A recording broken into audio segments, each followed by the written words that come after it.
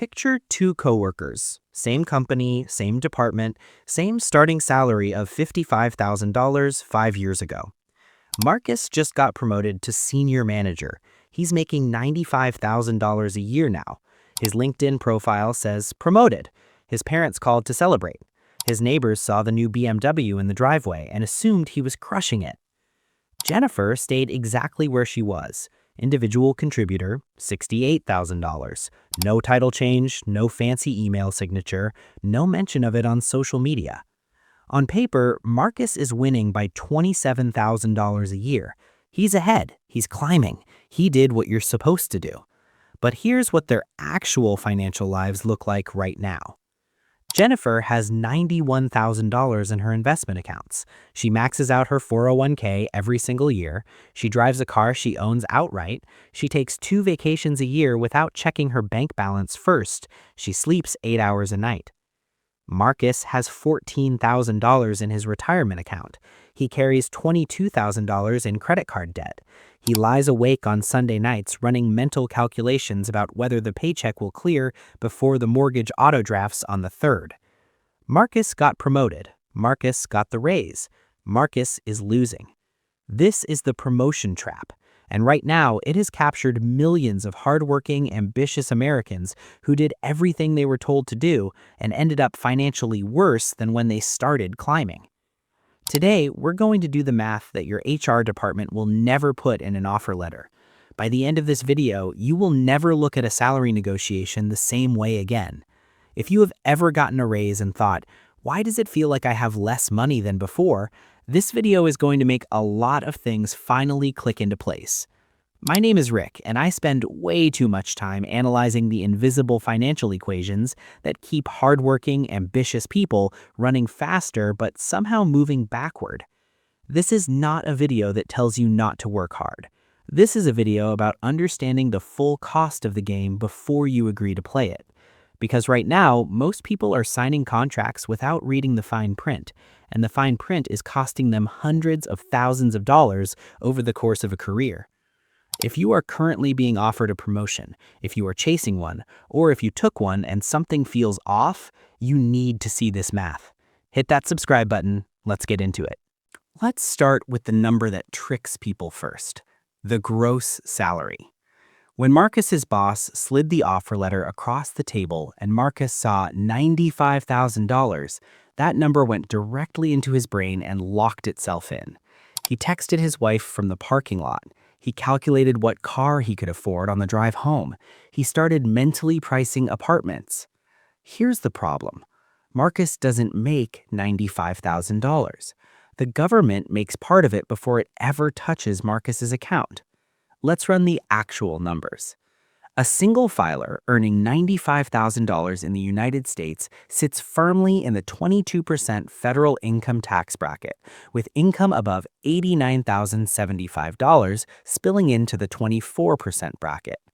Add FICA contributions, Social Security at 6.2%, and Medicare at 1.45%, totaling 7.65% on all earned income. Add state income tax, which in most states ranges between 4% and 9% depending on where you live. When you total it up, Marcus is surrendering approximately 32 to 36 cents of every dollar to various levels of government before it reaches his checking account. That $95,000 salary, Marcus takes home somewhere between $62,000 and $65,000 per year. Let's call it $63,000 to be precise and fair. Before his promotion, Marcus was earning $55,000 and taking home approximately $41,000 after all taxes. So the promotion added $22,000 in actual take-home pay. That still sounds significant. That still sounds like progress. Hold that thought. We haven't counted expenses yet. And here's where the math gets painful. There's a mechanism in the tax code that most employees never account for called marginal rate compression. As your income climbs, the dollars at the top of your income stack get taxed at the highest applicable rate. For Marcus, the raise portion of his income, the incremental dollars, is being taxed at a marginal effective rate of 35 to 40% or higher, depending on his state. Every additional dollar of that raise, he's keeping 60 cents at best. And if Marcus lives in California, New York, New Jersey, or Illinois, which happen to be four of the largest corporate job markets in the country, that effective marginal rate climbs even higher due to state-level taxation. The headline promotion number is engineered to impress. The number that actually runs your life is something the offer letter never volunteers. Now we need to talk about the document that no employer has ever handed to a newly promoted employee. I call it the Invisible Invoice. The Invisible Invoice is the bill you absorb the moment you accept a senior title. It doesn't come in the mail, it doesn't show up in your onboarding packet, but it arrives reliably within the first 90 days, and it keeps arriving every single month. Individual contributors wear business casual on a good day. Managers wear business professional.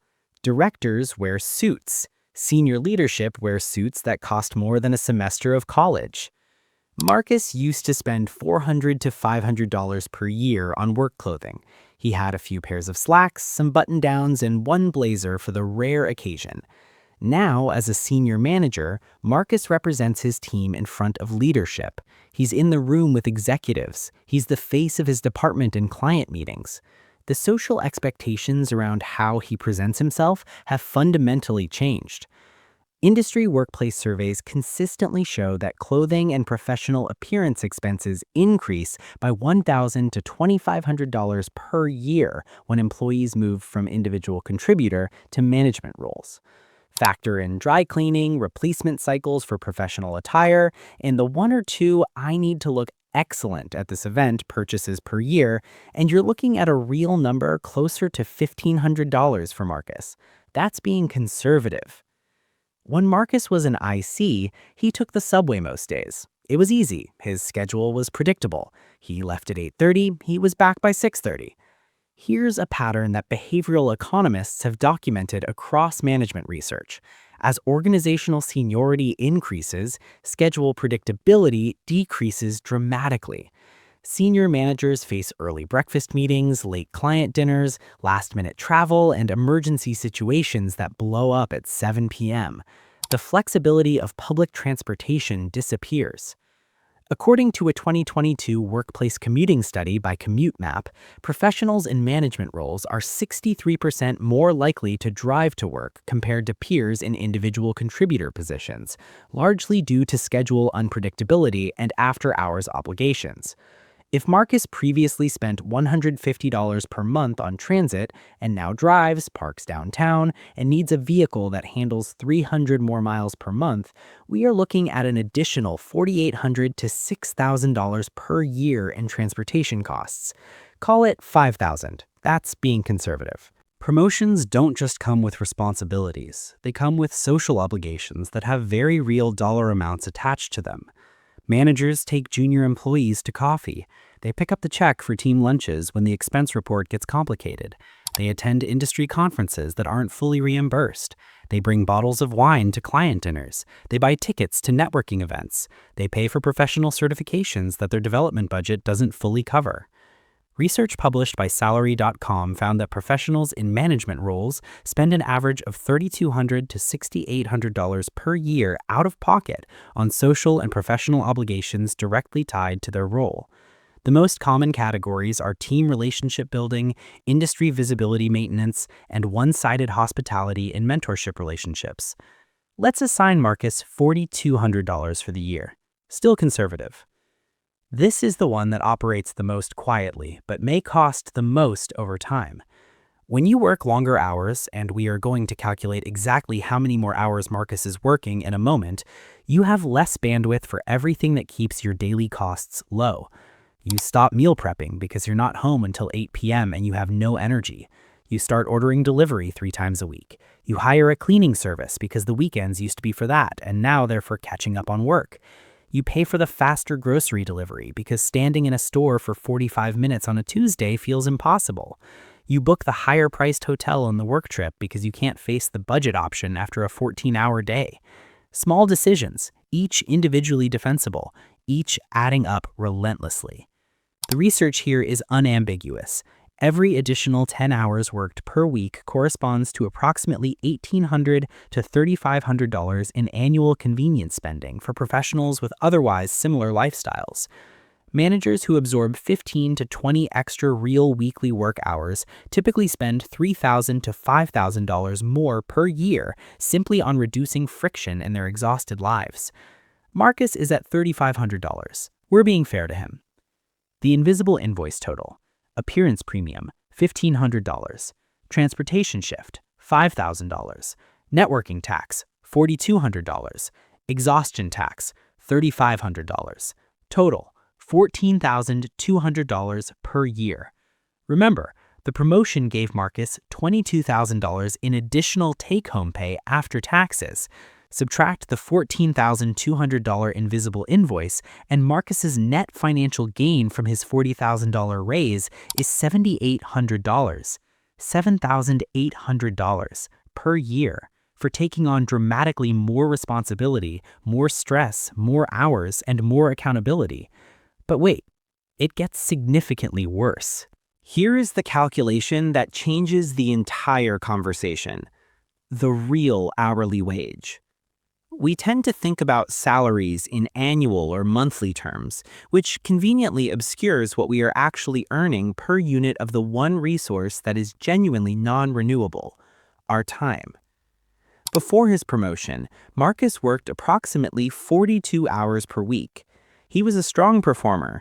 He occasionally stayed late, occasionally answered emails on weekends, but he largely controlled his own schedule. He could plan his evenings. He could protect his Saturdays. After his promotion, Marcus manages a team of 9 people. He runs weekly one-on-ones with each of them. He facilitates team stand-ups, project reviews, leadership syncs, cross-functional meetings, and quarterly business reviews. He manages 2 underperformers through formal improvement processes that consume hours of documentation, HR consultation, and uncomfortable conversations. He responds to Slack messages until 10 p.m. because his team spans 2 time zones. He thinks about his team's problems in the shower. He wakes up at 3 a.m. occasionally with work anxieties he can't turn off. Gallup's State of the American Manager report found that managers work an average of 47 to 54 hours per week, compared to 40 to 43 for individual contributors at comparable seniority levels. Senior managers and directors regularly report 55 to 65 actual work hours per week when you include after-hours communication, travel, and the mental bandwidth that managerial responsibility permanently occupies. Let's give Marcus 55 hours. That's probably being kind. He's gone from 42 hours to 55 hours. That's 13 additional hours per week. Across 50 work weeks, Marcus committed 650 additional hours of his life to this promotion. Now let's calculate real hourly wages.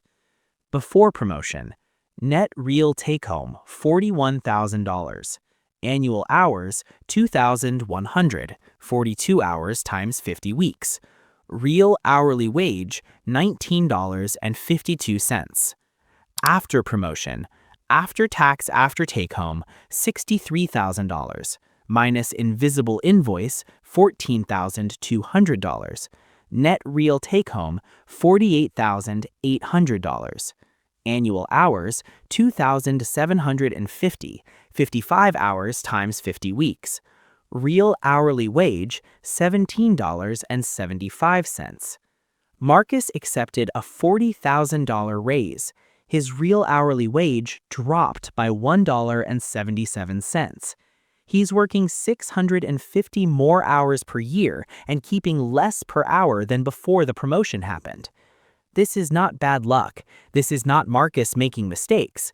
This is the promotion trap operating exactly as intended, extracting maximum labor output by anchoring human psychology to a large headline number while burying the true cost in complexity. We have covered the immediate financial damage, the tax hit, the invisible invoice, the hours trap, but there is a longer-term mechanism that quietly destroys more wealth than all three of those combined, and it activates the moment an employee accepts a new title. Behavioral economists call it income-consumption coupling. Most people know it as lifestyle inflation, and promotions trigger it harder than almost any other life event. When Marcus processed the promotion, his brain didn't just register a new salary, it registered a new identity. He was no longer a $55,000 individual contributor, he was a $95,000 senior manager. And identity shifts produce spending behavior with the predictability of a chemical reaction. The apartment upgrade.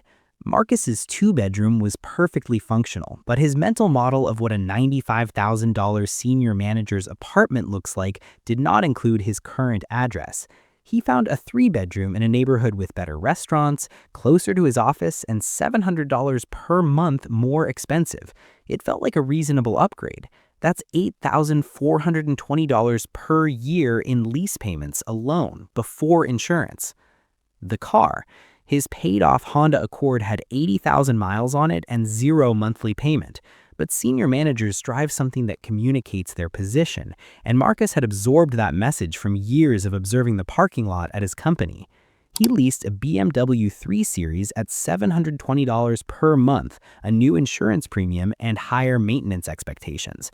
That's $8,640 per year in lease payments alone, before insurance.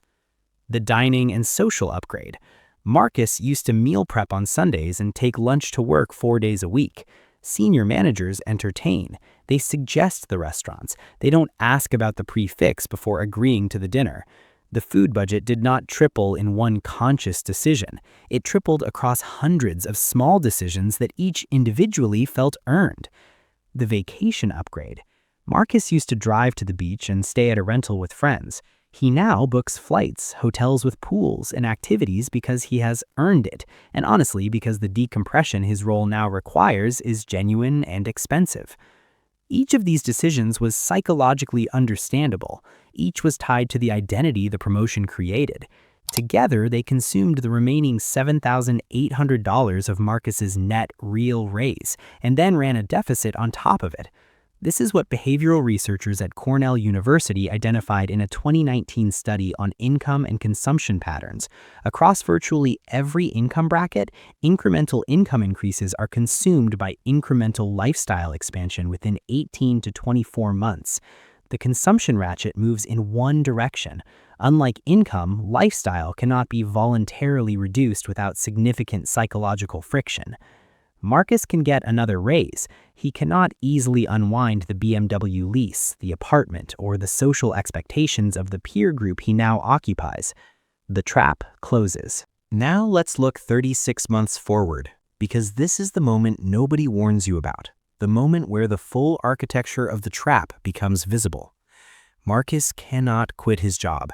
Not because he loves it. He's realized he misses the craft of his individual contributor work and finds management politics exhausting in ways he didn't anticipate.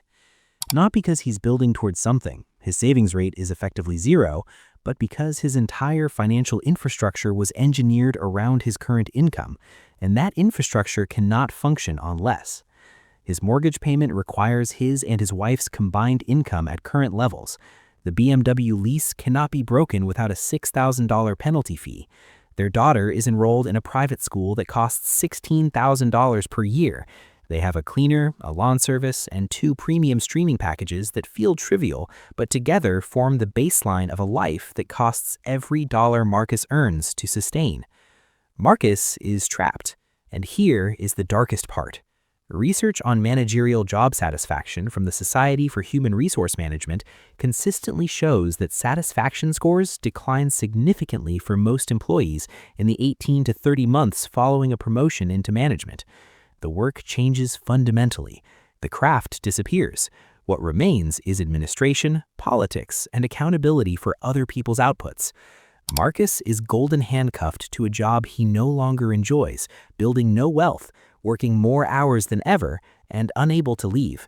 The promotion did not free him, it caged him with a nicer lock. So what does any of this mean for your actual career decisions? I am not telling you to refuse every promotion that's offered to you. I'm telling you to price it correctly before you say yes. Here is a 5-step framework for evaluating any promotion offer before you sign. Step 1. Calculate the real after-tax delta. Ignore the gross number entirely. Use a free tax calculator. There are several reliable ones online. Enter your current income, enter the proposed income, compare the take-home difference. That is your starting point, not the headline, the take-home. Step 2.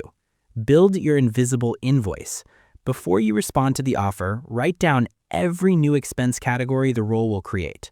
More professional clothing, different commuting situation, networking obligations, increased convenience spending. Be brutally honest. If you're uncertain, err toward overestimating. Subtract this from your take-home delta. Step 3. Calculate your real hourly rate.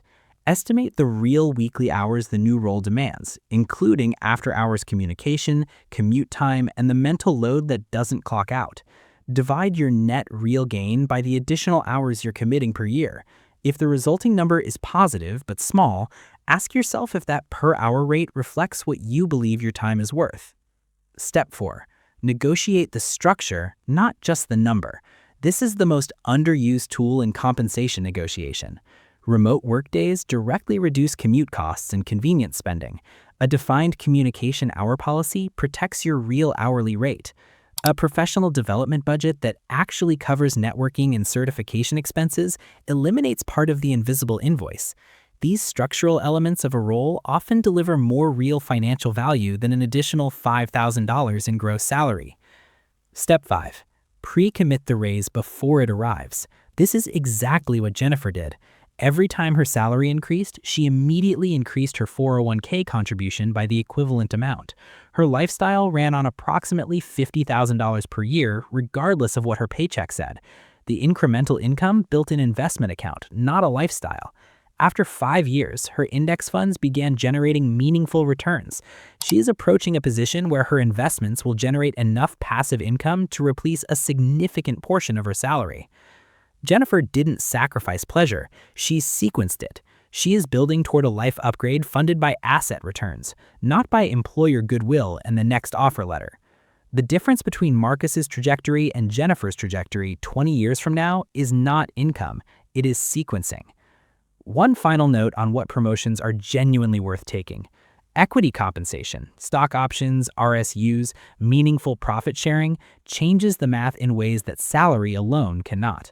When a promotion includes real ownership in a company's outcome, the calculation looks entirely different. Run the same framework, but equity at a company with genuine growth trajectory can represent a 10-to-1 upside on the real cost of the promotion.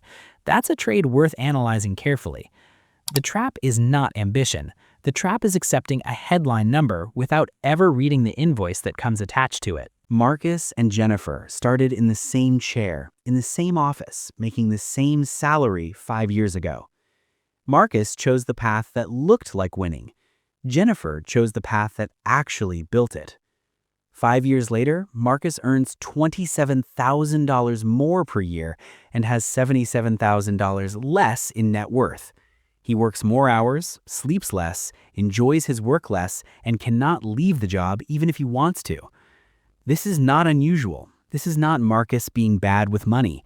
This is the promotion trap working exactly as designed, because a workforce that is financially fragile, status-chasing, and unable to leave is a workforce that gives employers maximum leverage and delivers maximum value to everyone except the employee. Now you have the math. Now you can evaluate the next offer letter with both eyes open. If this video reframed how you think about your career and your financial life, hit the like button. It costs you nothing, and it genuinely helps this channel put this information in front of more people who need to see it. Subscribe, because every week we are here exposing another trap they never taught you in school. I'm Rick. Stay untrapped. This video is for educational purposes only and does not constitute financial advice.